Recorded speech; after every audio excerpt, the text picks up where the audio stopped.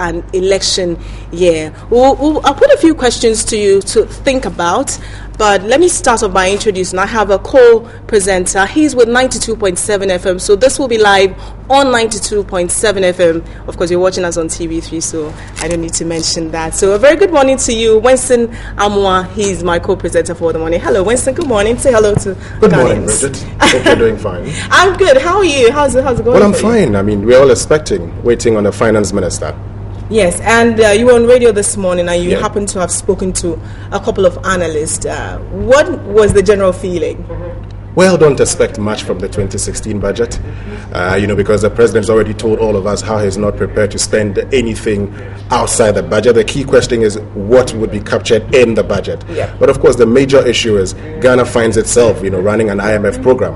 And the question is, can Ghana go outside the IMF program? Well, that's something we're told we cannot do. That's something the president has assured all of us that, the 2016 budget or the 2016 fiscal year would not suffer the same fate as many fiscal years have suffered during an election year. Yep. But of course, most of the analysts are saying that, well, don't expect much. The reasons are simple.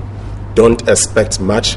We are in difficult times. Exactly. And to help us even further do the discussion, we have been joined by analysts for TV here. And I'll start off with Dr. Emmanuel Osei Isiama. He is the president of the Institute of Chartered Business Analysts and Consultants. A very good morning to you, and thank you very much for joining us. Also, Dr. Emmanuel Amwa Dakwa. He is an economist. Good morning to you as well. Good morning. All right. Even before we get to the preamble, I just want to pick your thoughts. This morning we sent a reporter out to just gauge the mood, whether people are interested in this. And to be quite honest, he was able to get women who were interested.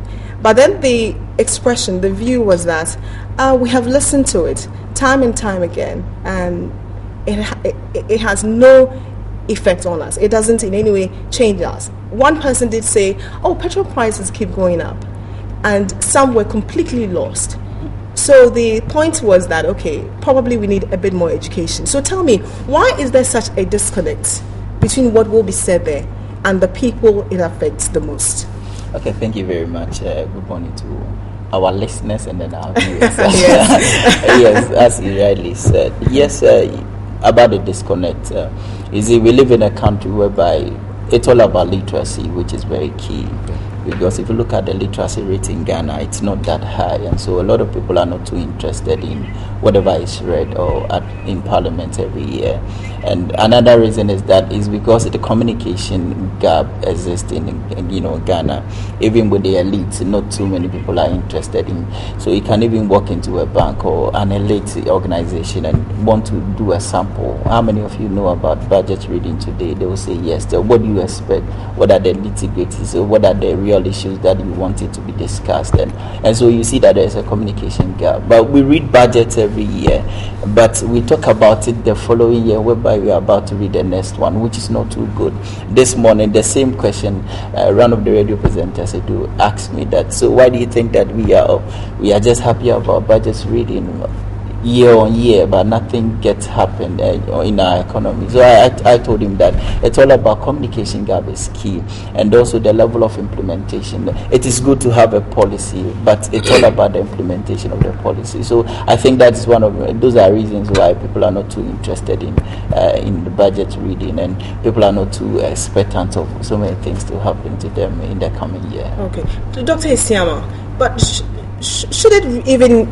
should we even bother going all the way to them?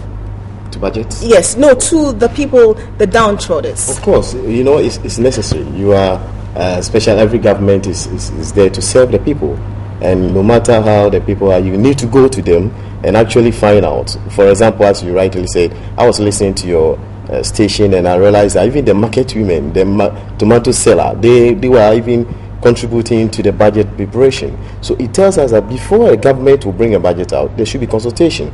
They should go down to everybody to know the expectation, so that because you are a government to serve the people, so whatever you bring out to be a policy that is actually going to champion the cause for the people, so that the people will understand whatever policy that you bring out.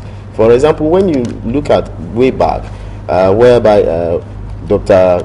Kosibuchi, who normally reads the budget by even giving the prices of, in terms of fair prices year to year, it tells us that indeed people want to know what goes into the budget.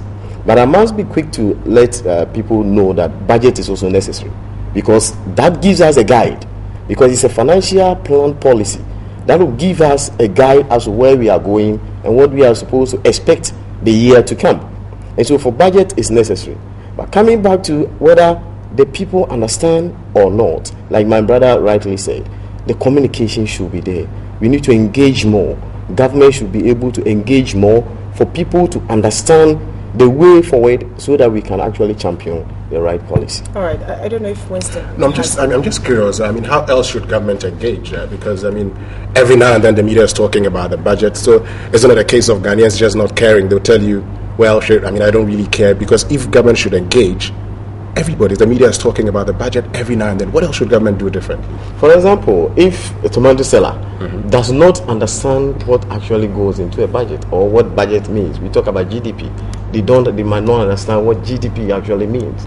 The ordinary Ghanaian want to know what is going to affect his business, whether there is a policy that is going to affect the business before the budget. But most of the time, like we are discussing now, you realize that whatever input that I'm going to say now will not necessarily influence the budget. I'm just going to bring out on board certain things that I expect. But is it going to influence the budget? Which means that the consultation is not widely spread. You get what I'm saying? So what form should the education, it goes to both of you, what form should the education take?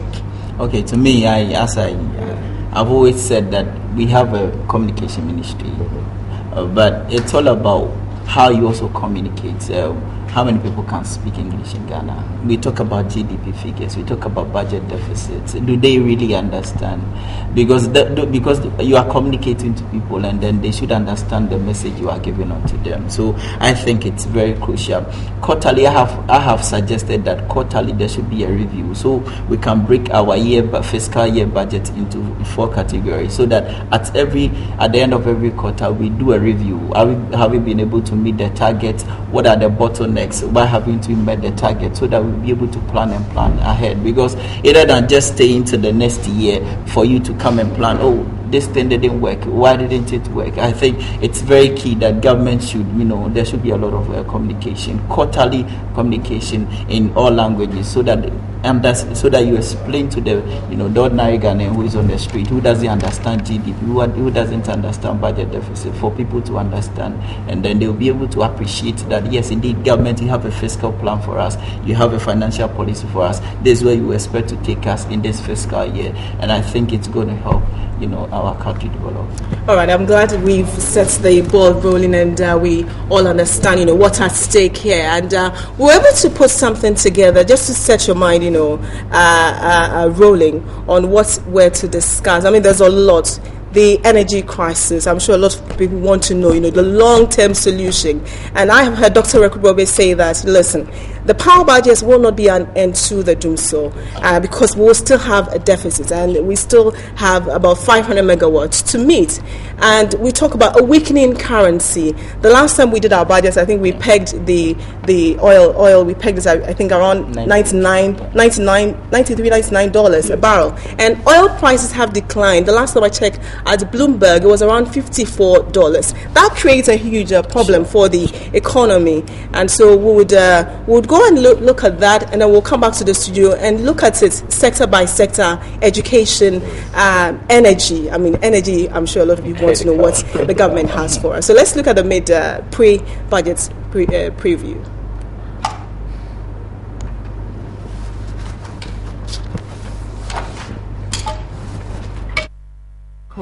Known as the Transformational Agenda, securing the bright medium-term prospects of the economy, but would it achieve its aim in terms of real fiscal policy, and whether government indeed spends within the budget statement, given the next year is election year? Provisional real GDP growth in 2015 is 6.9%, down from the revised target of 7.1%.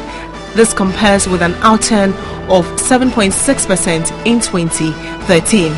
provisional 2014 real GDP amounts to 34.906.80 million cedis. This is slightly higher than the 2014 projected real GDP of 34.809.30 million cedis, and compares favorably with the 2013 real GDP